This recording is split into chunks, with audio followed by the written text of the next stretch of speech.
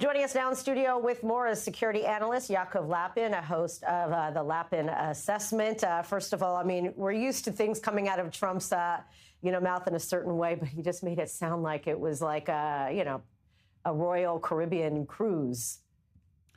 Yes. Well, I think he's applying the pressure and he's making it known, just in case there was any doubt to the leaders of Iran, that time is not infinite and there is some sort of window here that he has opened, President Trump, to the Iranian leadership saying, strike a deal, give up the nuclear program, give up the enrichment, give up your ballistic program, give up your proxy program, things that if the Iranians actually gave up, this wouldn't be the regime that we would recognize, the Islamic Republic, the Jihadist Republic of Iran.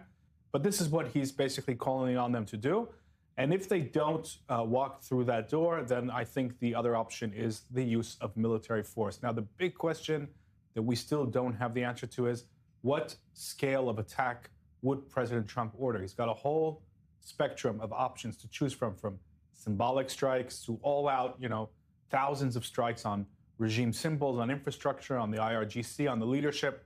The whole spectrum is there. And the more military assets that come into this region, the Carrier Strike Group, the Lincoln Strike Group, the squadrons, other ships, the more options he's going to have, both offensively and defensively. So, it seems like even, with all this, I mean, we could question what's he going to do? Is it just pressure? Is he bluffing? If not, but he probably doesn't know exactly. Like, it sounds like this is going to be a tool from which to have conversations. But what also, the foreign minister says he hasn't been able to get a hold of Witkoff. So is there some kind of bluffing and chess pieces being maneuvered?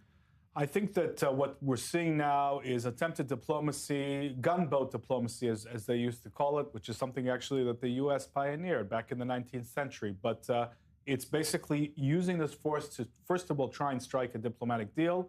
Trump still hasn't given up the idea of applying the art of the deal to Iran. He wants to add, to his repertoire, the Gaza ceasefire deal. He wants to strike another deal. So he's still testing the waters to see if that's an option.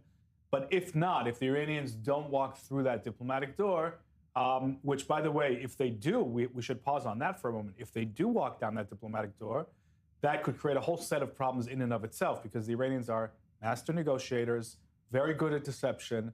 And so if they do kickstart some diplomatic process, that won't necessarily mean anything good either. But let's leave that aside for a moment. The other option is military force. There is no other option that I can see. I don't think President Trump can amass this level of military power, not have a deal, and then just call it quits. I don't see that as an option. It's going to have to be one or the other. We don't know what's going on behind the scenes with the back channel diplomacy, but it has to be happening. The contacts are being made.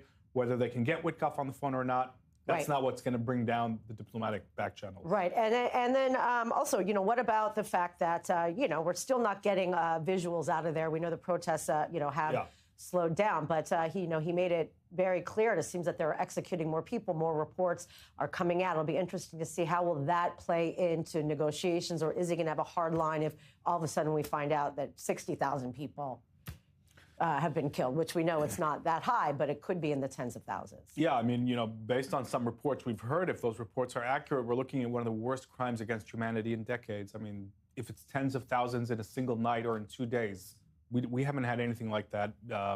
And it's not even a war situation. It's a regime simply massacring its civilians who are demanding functional economy and a better political system. So how would he respond to that? I don't think it changes the calculus. I think at this stage, he's going down one of those two routes. I agree with your premise. He doesn't know yet which route he's going to choose.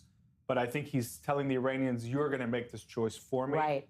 If you come along the diplomatic route and give up so many of the more core things that the Iranian regime has been building all these years, right? The nuclear program, the proxies, the ballistic missiles, then we'll avert military action. It's very hard to imagine the Iranians doing that. But perhaps the Iranians will try to deceive him into thinking that they're willing to consider it and buy themselves more time. That is an option that we shouldn't rule out. But if that doesn't happen, then the military action will happen. And then I don't think that the casualty figures is going to change those two options. It's going to be one of those two. Right. All right. Thank you, Yaakov.